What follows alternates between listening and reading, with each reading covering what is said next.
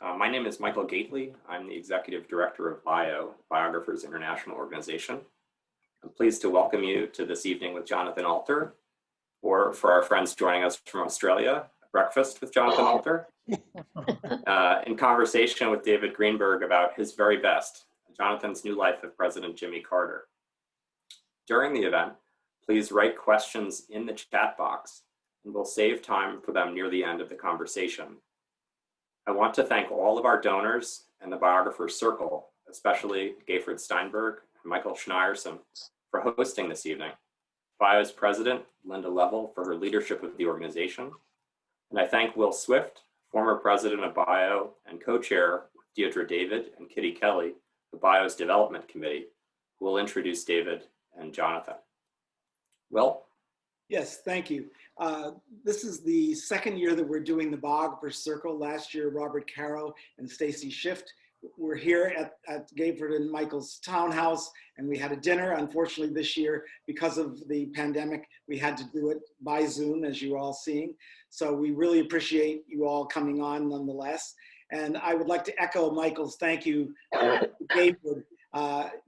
Doing a Zoom event, both from remote and in person, is quite a challenging thing, and Gayford is 100% committed, and she's really hung with all the challenges that have come our way, as have Michael Gately, and so I'm very grateful. I'm speaking for Kitty Kelly and for Deirdre David, who are my co-chairs. We will have other events that you can learn about, and if anyone would like to join the Biographers Circle, you can please get in touch with me at drwswift@gmail.com or Michael Gately. And tonight we're really delighted to have David Greenberg, who I was on a panel with recently. He's a really sharp guy. He's a professor of history, media, and journalism at Rutgers, and he's written several terrific books, including The Republic of Spin and Nixon's Shadow, which I learned a lot about when I was doing my Nixon book. And David is doing a current biography of John Lewis, which we're very much looking forward to. We don't know the date yet, but it's coming out. And then finally, I'd like to introduce Jonathan. And the first thing I want to say is to congratulate him. He got terrific news last night. He won an Emmy for his documentary on Breslin and Hamill. And so he's starting off his book tour with great news, and hopefully much more is to come. Jonathan, as many of you may know, is an MSNBC and NBC political analyst. And I have to say, whenever I listen to him, I'm always struck by the combination of solid common sense, wisdom, and really smart thinking. And so I hope that if you haven't ever seen him as a commentator, you will take a look, because it's well worth it. He's also a very prominent best-selling author, including books on Franklin Roosevelt and 2 on Obama. And that has really set him up for this very, very big work on Jimmy Carter. And I had a chance to read some of this book about, 4 months ago, maybe in June, and I was really struck with it. It is a terrific book, and one of the best things I could say about it is it's 646 pages, but it feels like it's very short, because Jonathan has a way of writing that's very concise and witty, and it just flows along beautifully. You don't feel like there are stretches that should have been edited out, which I think is a big compliment to any author. And to show you how good it is, I want to read you just the first paragraph. When I read that, I was totally hooked. I'm thinking of that, the movie, which is I'll Have What She's Having. Well, when I saw that paragraph, I said, I'll have this paragraph and I'll have the whole book. And the first chapter is called Daddy and Hot, which I love as a title. Hot was the way Jimmy Carter's father referred to him. Hot shot, and short for that was hot.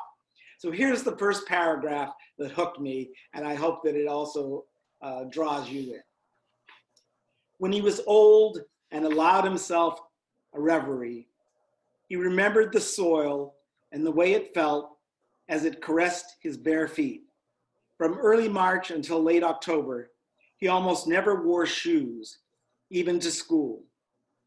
The loam of southwestern Georgia was made of dark sand and red clay that spread over his face and his clothes and his house.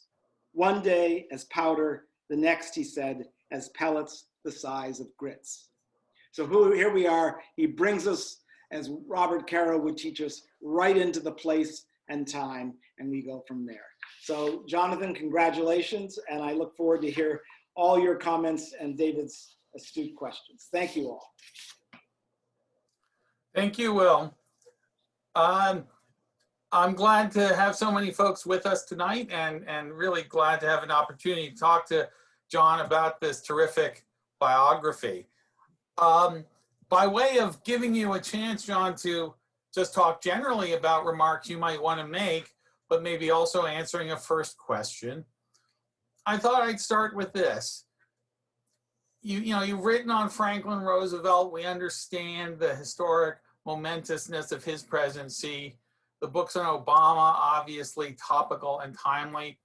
But why Carter? What drew you to Carter as a subject? What about Carter sustained your interest over the many years that a biographer has to devote to his research and subject? What about Jimmy Carter convinced you that it was time for a big definitive biography like this? And you're on mute. So let's unmute John. Okay. There we go. Okay. So first of all, I want to thank everybody who is tuning in. It's very nice of you to take the time to do so. And I want to thank Gayford Steinberg for hosting this event. And I want to thank Bio. Writing, as I think any writer knows, can be very lonely. And it really helps to have other writers, especially people who are also trying to do biographies, to be able to talk to and just run ideas past. So this organization, that's just one of many, many reasons why this is a vital organization. It's just so important to nurture narrative nonfiction in the culture. We don't have enough institutions that are doing that. So in answer to your question, my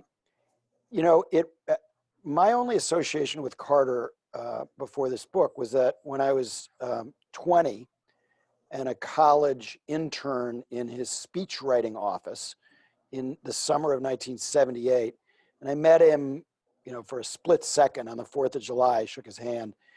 And I actually wrote some talking points for what they called Rose Garden rubbish, things he would say in the Rose Garden. And I later wrote a piece saying I was a teenage presidential speechwriter, but I really wasn't. And I actually then, in 1980, I worked briefly as a volunteer for Ted Kennedy. And that gives you some idea of how hostile much of the Democratic Party was to Jimmy Carter that year. It's one of the dumbest things I've done, not maybe at the top of the list, but getting up there, because it was just crazy for Kennedy to challenge a good president who maybe didn't satisfy him on every issue, but certainly shouldn't have been challenged for the nomination.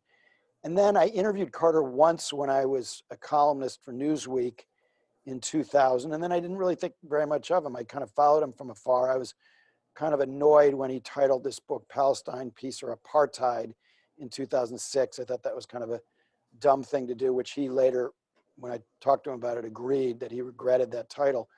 And then in 2015, I was in a book group, am in a book group in New York, and somebody knew Carter's grandson, Jason, who had run for governor of Georgia and lost narrowly in 2014. And we were reading 13 Days in September by Lawrence Wright, which is an account of Camp David. And I was very impressed by Carter's virtuoso performance at Camp David, and even more so when Jason and President Carter came to our book group, and he talked about Camp David, and he talked about what he did in human rights and on other issues. And I was just kind of like, I sort of realized, this guy really does deserve another look.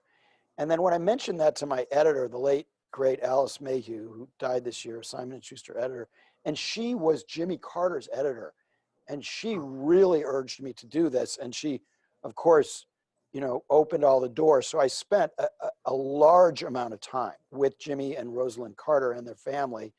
And, in their home, I built a house with them in Memphis.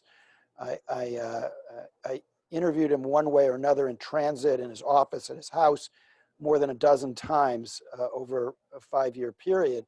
And then until recently, when he had a fall, I had an email relationship with him. So I could send him questions, and I'd send him like 15 questions, and I'd go out for a walk and I'd come back an hour later and he would have answered all 15. He super transparent. So I just got kind of fascinated by him. And I concluded that his presidency was underrated and his post-presidency was a tad overrated.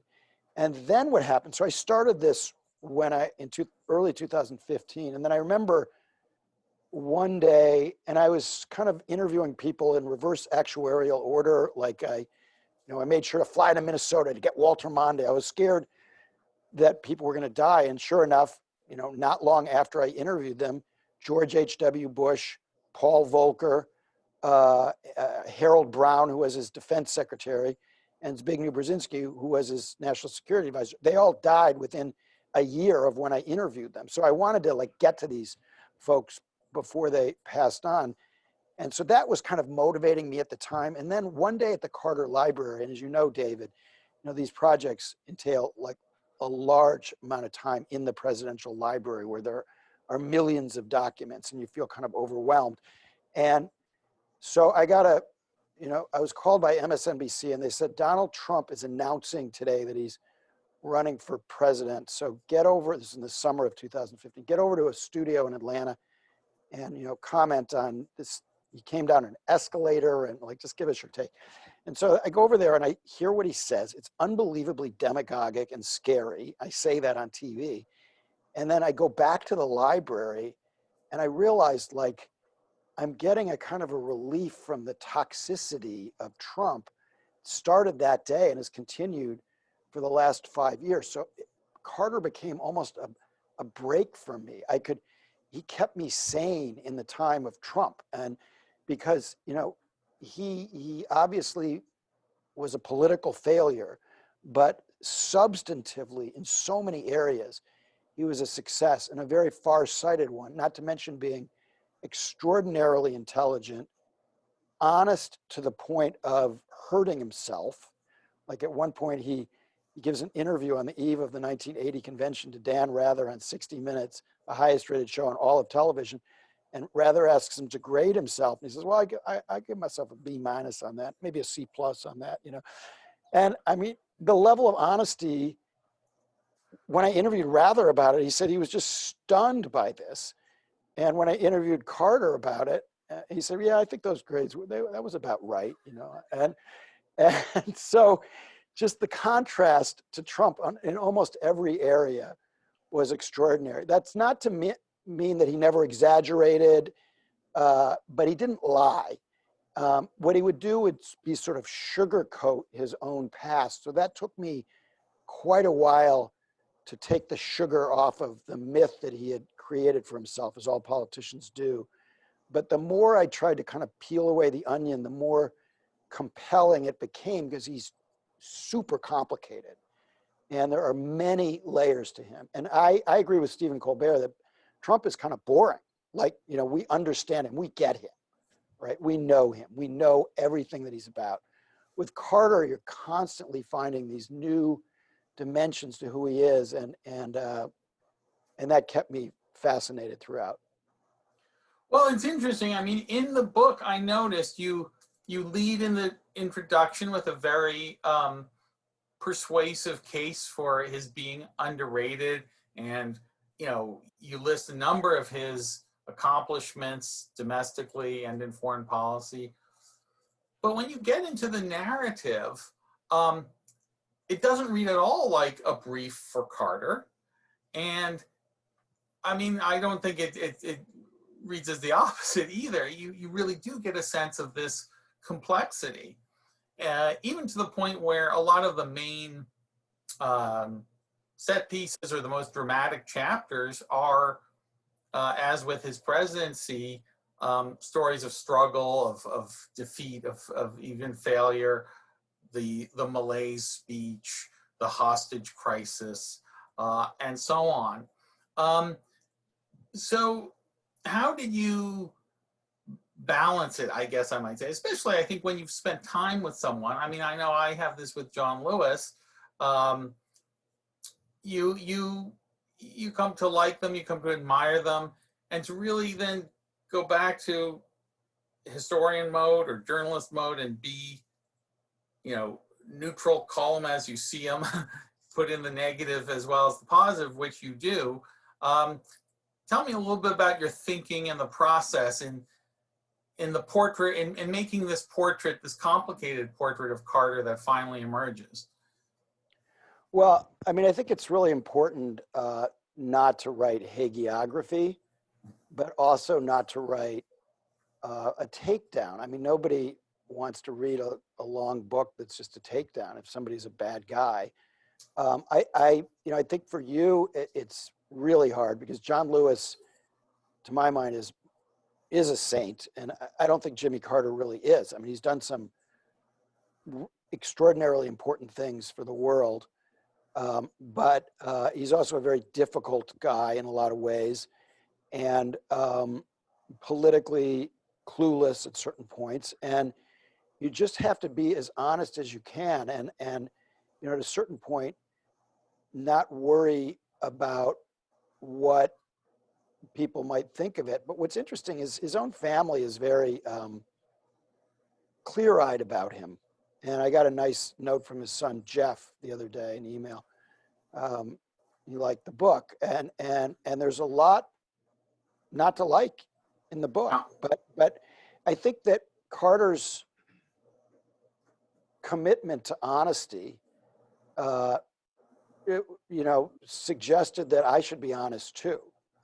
And not try to gild the lily or otherwise.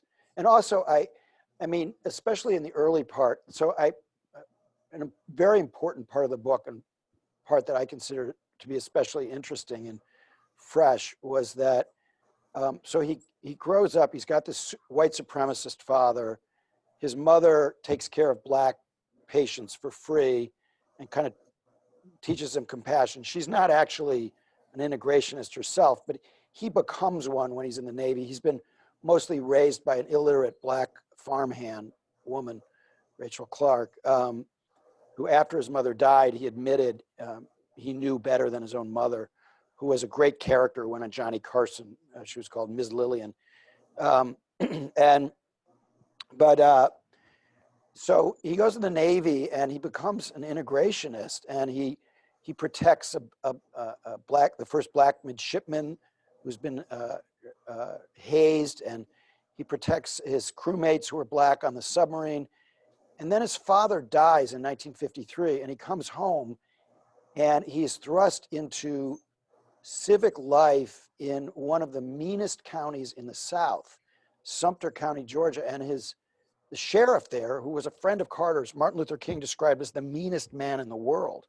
And he was using cattle prods on 14-year-old girls. And what does Carter do? So I think most people would say, well, he's Jimmy Carter, he objects. No, he ducks. For 18 years, he is silent. And so then he broke his silence when he became governor of Georgia.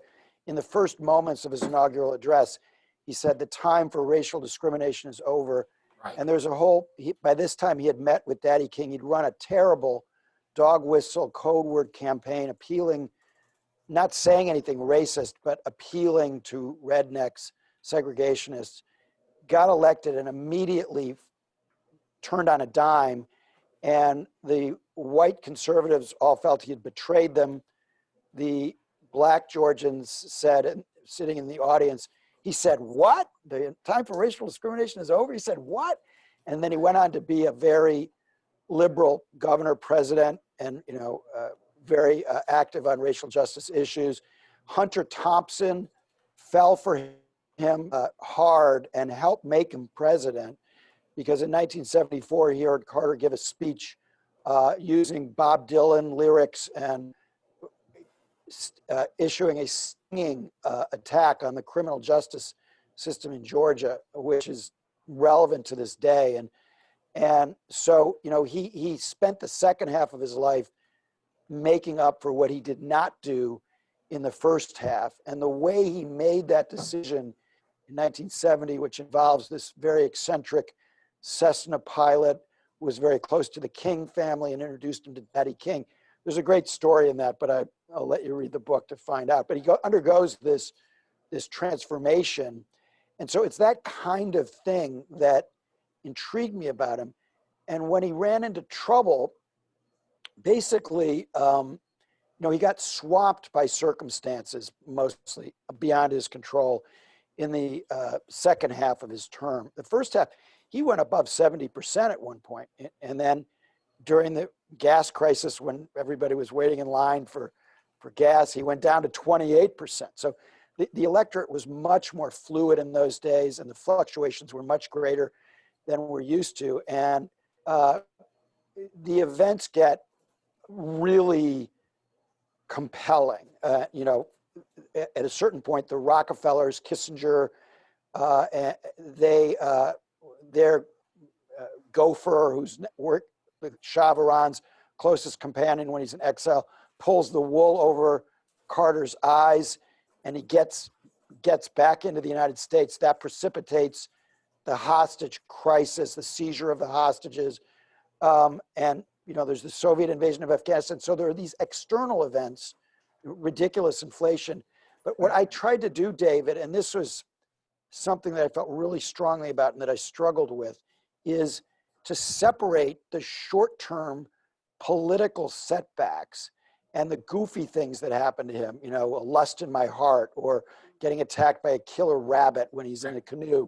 You know, these things are fun, and I cover them, I have fun with them, but I tried to like focus on the legislation that he signed that has actually changed the country in big ways. Just to give a very quick example, like Trump would not have been impeached if it wasn't for Jimmy Carter. The Ethics in Government Act of 1978, the Inspector General's Act of 1978 that protected whistleblowers, that created inspector generals, FISA courts. Carter got more legislation through in 4 years than either Clinton or Obama did in 8 years, partly because he had a Democratic Congress for a full 4 years. And the press just didn't cover a lot of it. They got bored. There were so many signing ceremonies. Every other week, he'd be signing some bill. Oh, what is it this week? I talked to this one reporter. I said, have you ever heard of PURPA, the legislation he signed called PURPA? He goes, no. What was that? He was covering the White House. So well, that was a bill that allowed public utilities to use clean energy. You know, kind of a big deal, right? You know, like, I mean, I opened the book before the section that Will, with him putting solar panels on the roof of the White House. And then Reagan takes them down. And, you know, he introduces fuel economy standards. And then the most tragic thing, so he does all these things on the environment. He protects 100 million acres in Alaska, doubling the size of the National Park Service. The Clean Air and Clean Water Act amendments were hugely important in cleaning up the environment. And I could go on that, but the tragic part of it is at the end of his presidency, he gets a report from his main environmental advisor. On every one of the prior reports, he had implemented what was recommended. And in this case, it was an action memo for addressing what was then called carbon pollution. Some scientists called it global warming. It wasn't known outside the scientific community. I found Carter underlining articles about it in 1970 when he was governor, because instead of playing golf, he liked to read scientific journals. You know, that was what he did for fun, right? And he would have addressed climate change in the early 1980s. Imagine how better off the planet would be if Jimmy Carter had been reelected. So the stakes of that 1980 election, they really ratcheted up in my mind. And I kind of developed like a real determination to write a revisionist history that was focused on the far-sightedness that he brought to the presidency for all of his shortcomings. Yeah. I want to encourage audience members to put questions into the chat, because we had to reboot the meeting. The chat's now mostly empty. So apologies Okay. to anyone who put questions in before, but take the opportunity now to do so.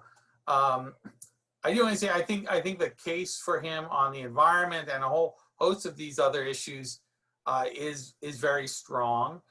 So do you conclude that he was, as you said a minute ago, he was just swamped by the energy crisis, the hostage crisis, the invasion of Afghanistan? I mean, he certainly was dealt a bad hand. Do you think anyone was destined to fail, if we can call it that, in being a one-term president in that period of American history, or was Carter also complicit in his own frustrations?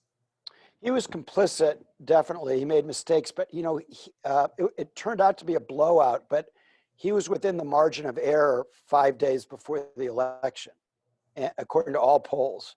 So at a certain point, in part because the election day was the 1-year anniversary of the seizure of the hostages, and they still hadn't been released. So all the news magazines, the networks, and in those days, if it wasn't on the evening news, it didn't happen. That was the spine of the whole campaign. And they were all doing these retrospectives, hostages with blindfold. Everybody was reminded that Carter hadn't gotten them out, in part, I think, because the Reaganites were conspiring with the Iranians, but that's a whole other issue. Right. But so that hurt him. The Kennedy challenge hurt him a lot. And then the main thing that I think hurt him was the economy. And so this is where it's a real hinge of history. So one of the things I like to do in this book is introduce minor characters. I mentioned, without telling the story, about the Cessna pilot, but there's a woman named Peggy Claussen, who I mentioned in one paragraph, one story. So Peggy Claussen was married to a guy named A.W. Claussen, who was the head of the Bank of America. And he was had been on Carter's transition team, very interested in international things, like Carter later became head of the World Bank. And arguably, Peggy Claussen changed history. Here's how. So Carter makes a terrible mistake after the Malaise speech in the summer of 1979, and he fires his cabinet. And among the people he fired was his Treasury Secretary. He decides he's going to take the chairman of the Fed, who was loyal to him, and make him Treasury Secretary, which opens up the chairmanship of the Fed. And at this time, the economy is having a lot of trouble. Inflation, he can't get it down, and it is robbing people of their savings. It's hurting him politically. And so a lot of people say, take this guy who's the head of the New York Fed named Paul Volcker. He's a good guy. Later became, when I interviewed him, he was a strong Carter supporter, thought he'd been much underrated president, really admired the man. And he's told, this is the guy you should have as chairman of the Fed.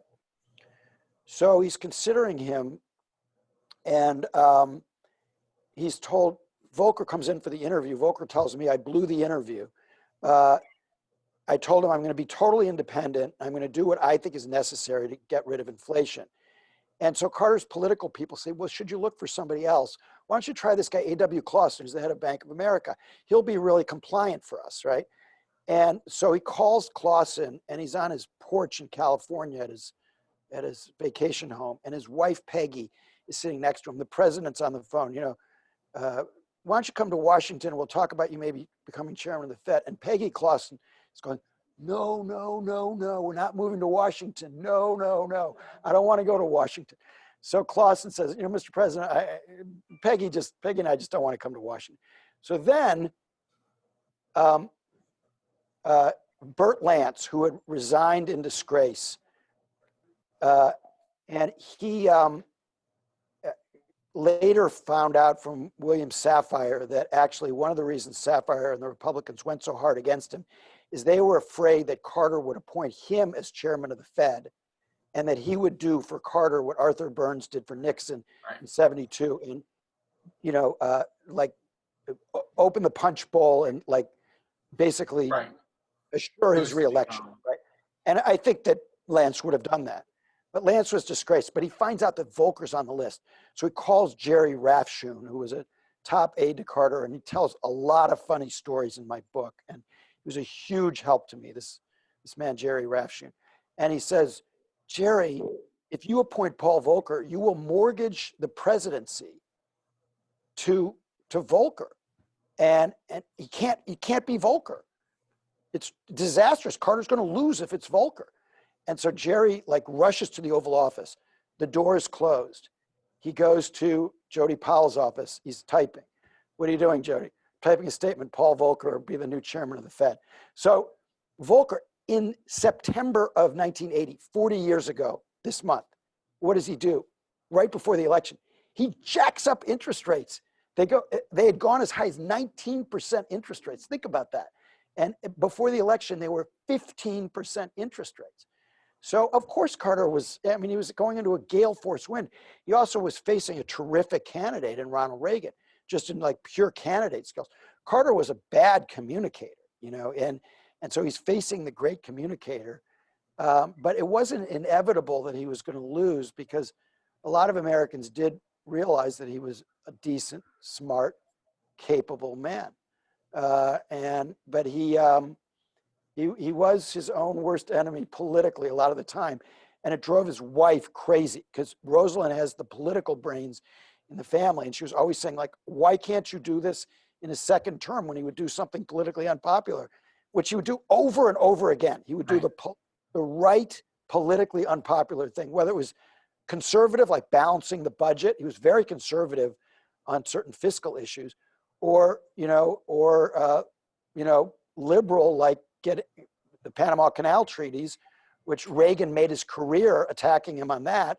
And that prevented a huge Vietnam in Central America. The Pentagon said minimum of 100,000 troops in Panama in perpetuity if we don't improve these treaties. Of course, when Reagan becomes president, does he renounce the treaties? No, because it was the right thing to do. Right. So that was all just a political thing by Reagan. Anyway, I'm babbling on here. Ask another question. Yeah, no, there's a lot more I want to ask, but there's also a lot of good ones piling up in the queue. One question is sort of about his victory in '76, asking specifically, how did Ford manage to win California? But I think even more interestingly, or to expand that, Carter won the whole South pretty much, with maybe excepting Virginia. And, the map that he won on was very different from what Democrats expect to win on today. Right. Maybe talk about what his coalition looked like, how he ran, how he presented himself, who got in his corner in '76, and how it was that California goes Republican and the Deep South went Carter. Well, California, remember, like Reagan had been a very successful governor there, and Orange County, very populous county, which is now trending Democratic, but at that time it was one of the most Republican counties in the entire country, and a huge bundle of votes that came from there and from the inland California, very conservative. So in those days, there weren't really battleground states as such, like everything was up for grabs. And Carter won Ohio, but lost Illinois. Just the map was just very different. His main primary opponent, he kept finishing second, was the guy I had been for as a college student, Mo Udall. Wonderful guy who said after he lost a primary, the people have spoken, the bastards. But if he had been nominated, if they'd nominated a liberal instead of a moderate like Carter, he never would have won that election, because Carter was kind of a speed bump in the traffic flow of history. The country was moving sharply to the right in the mid '70s, and they voted for Carter in the South just because he was a Southerner, and there hadn't been a Southerner since Zachary Taylor in 1848. So as Haley Barbour said, they voted their hearts, not their politics. And any other Democratic candidate, I think, would have lost to Ford by a significant margin. Ford almost won that election. He made a strong comeback. Right.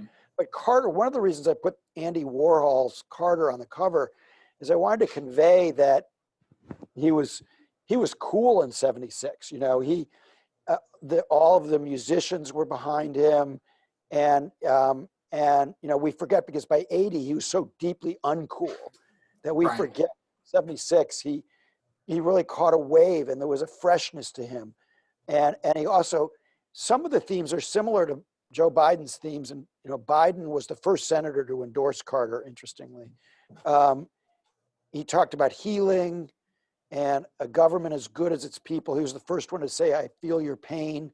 The empathy that, you know, Bill Clinton later said, "I feel your pain." That started with Jimmy Carter, and you know, he had this restorative, refreshing sense that he conveyed after Watergate. And so one of the arguments I make is that he was both made and unmade by Watergate. He was made by Watergate because he came after this Nixon, Vietnam toxicity, and he was unmade because the press corps believed like every president's a crook, and they just assumed this is a bad guy like the rest of them. And I'm actually kind of hard on Bob Woodward in the book because, you know, they just assume bad faith on Carter's part, and they fixed, partly through Bill Safire, they fixed gate to any little flap that would happen with Carter. Meanwhile, he's doing things that every president until Trump did, like release his tax returns, you know, a level of transparency that became standard until Trump, and then other, you know, ethics disclosure legislation, other things, just transparency things like saying what the contents of, you know, a barrel of chemicals, what are the toxic contents. You didn't have to disclose that part. You know, many things like that now that we take for granted, but that the press didn't care about. They were just interested in the Burt Lance scandal or whatever it was. And, you know, Carter stuck with Lance too long. He should have cut him loose. He made political mistakes with Lance, but, you know, they weren't, compared to what's going on now, it wasn't anything that Carter did. And even Lance, it was for things that were kind of standard banking practices in a small town that didn't look good. And it was right for him to resign, but, you know, it was not, he was not comparable to the Trumpsters. Let's do a little rapid fire, some real short answers so I can pull in. I'm sorry I'm going too No, long. it's interesting, but just with the clock running down. Okay. So one person asked, you said at the outset, and you argue in the book, that his post-presidency is overrated. That seems to surprise some people. Give us the brief version why you say that. Okay. So the main reason is that you have much more power when you're president. And so the conventional wisdom, he wasn't a very good president, great post-president. And it's true that he won the Nobel Peace Prize. He's a model for the world, and he's done some great stuff. He does not run Habitat for Humanity. He builds a house for 1 week a year, and he's on the board. He runs the Carter Center, and they have nearly eradicated guinea worm disease, which is a huge accomplishment. And they've made progress on other diseases.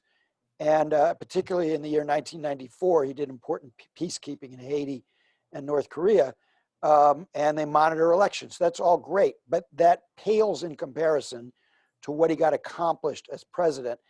And also, he did let his ego intrude on certain occasions when he became what I call freelance Secretary of State. And so, like when I interviewed George H.W. Bush, he was very complimentary of Carter in many ways, but he was understandably annoyed that in 1991, on the eve of the Gulf War, Carter writes letters to all the heads of state voting in the UN saying, don't vote with Bush. It's like, we have only one president at a time. And he does it without telling Bush. Right. Without what? Without telling Bush. Without telling Bush. Bush finds out from Brian Mulroney, you know. And some people on Bush's staff wanted to bring Carter up on the Logan Act. They were so angry about it. And Bush was very gracious when I talked to him. But Clinton would not talk to me on the record. He's still so pissed off at Carter. He gave him the Presidential Medal of Freedom, but they had a very fraught and fascinating relationship. And Carter was very frosty in what he told me on the record about Clinton. Clinton was understandably pissed at him because twice in 1994, he went on CNN before reporting to the president about what he had done to keep the peace in Haiti and North Korea. And you just don't do that, right? It was a kind of a little bit of a grandstanding thing that he did. But my take on that is he shouldn't have done that. I understand why his successors didn't like him. His predecessor, Gerald Ford, he had a great relationship with. Really, they did a lot of great things together, actually. But I understood why his successors wouldn't like him. On the other hand, he did prevent wars in those two countries. And, so from the standards of our national interest, he was doing good things. But I just wanted to kind of correct the balance. So only about 10% of the book is on his post-presidency. And also the other big thing, David, is that an historian named Douglas Brinkley wrote a very thick book on his post-presidency until the late 90s. He's done a fair amount since. I thought the real hole in the line of scrimmage was the complete biography, which is just, strangely enough, it's never been done. I mean, there have been 20 about, Kennedy, and 6 on Ted Kennedy, who wasn't even president. And obviously Ronald Reagan, there have been many. And Carter, for whatever reason, had just been ignored. And so I felt really lucky that I was able to get out there first. There's another very good one that I think will be coming along next year. From Kai Bird. Kai Bird, yeah. I know probably a lot of people here know. I think one reason probably is that Carter is still alive and that there are challenges of writing about someone who's living, even if, the presidency and the most important accomplishments are behind him. It makes it a little harder when you can't see the whole life in completion. One person asked about your concern. Did you worry that he would die before publication? How did his being of advanced age affect your thinking? And I'll just dollop on top of that the question, have you heard, you told me you heard from his family, but have you heard from him, his reaction at all to the book? So he turns 96 on October 1st, and he suffered a fall last year. You might have seen some pictures of him with bruises on his face. He was at Habitat site hammering. The guy was amazingly, not just mentally acute, but like when I was with him in 2016 on the site, he was like driving in nails with like 3 strokes. He's a master carpenter. He's still doing all of that.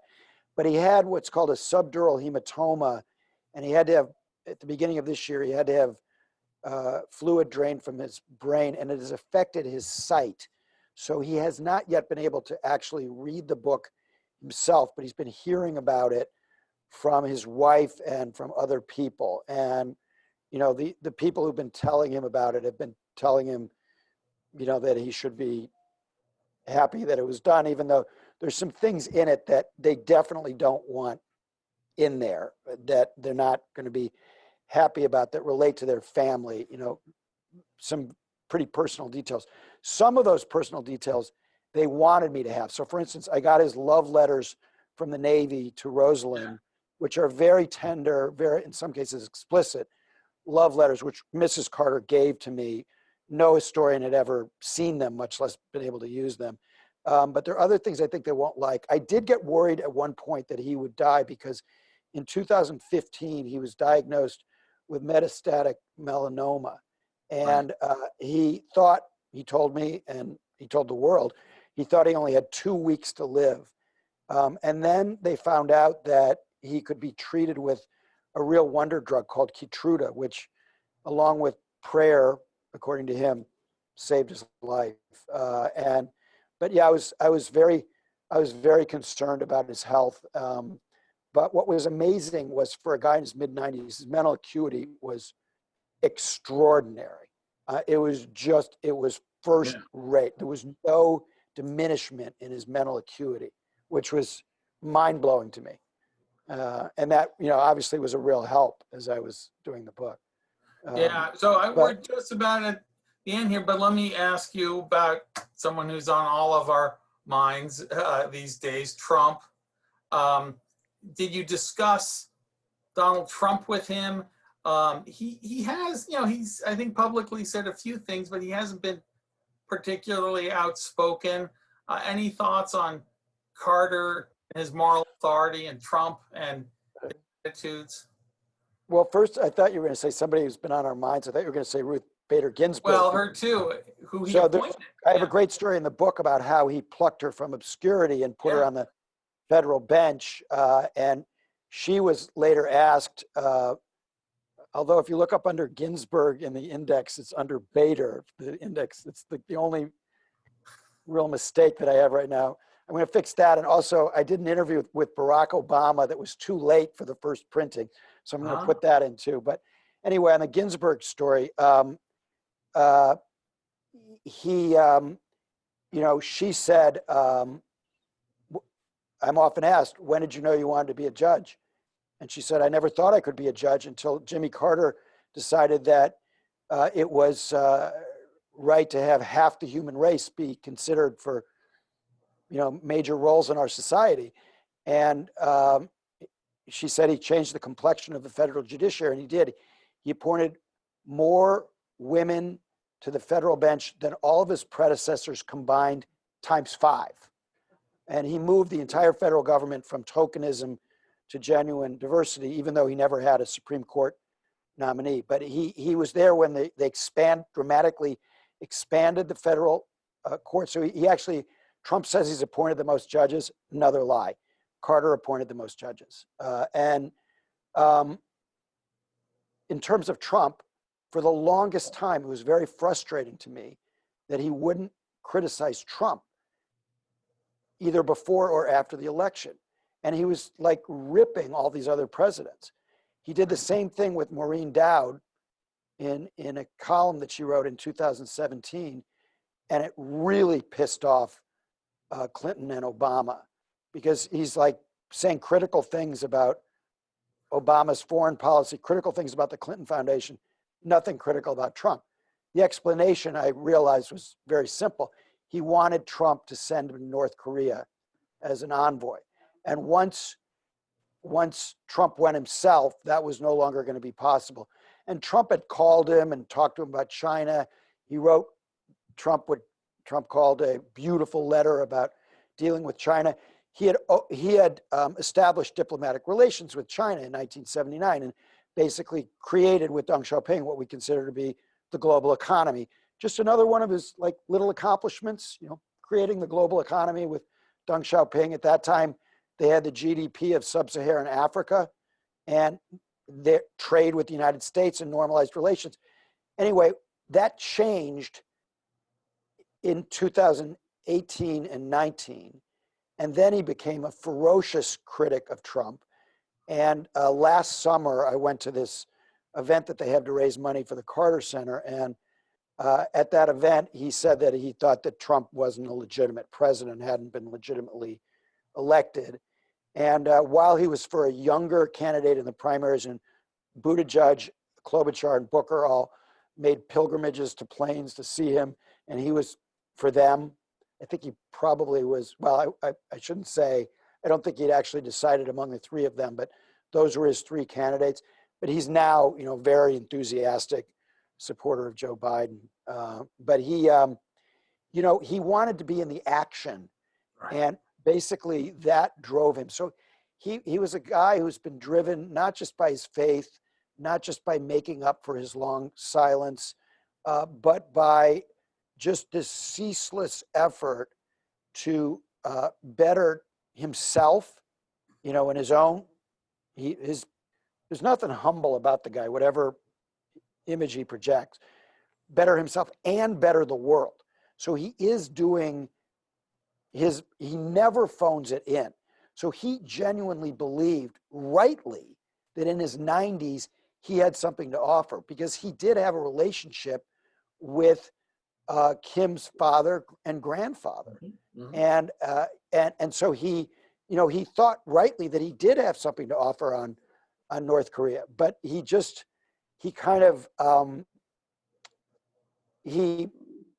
refused to get off the field. And that had its advantages, because he's continued to do some really important work. And this year, the Carter Center is going to monitor the American election, which will be interesting.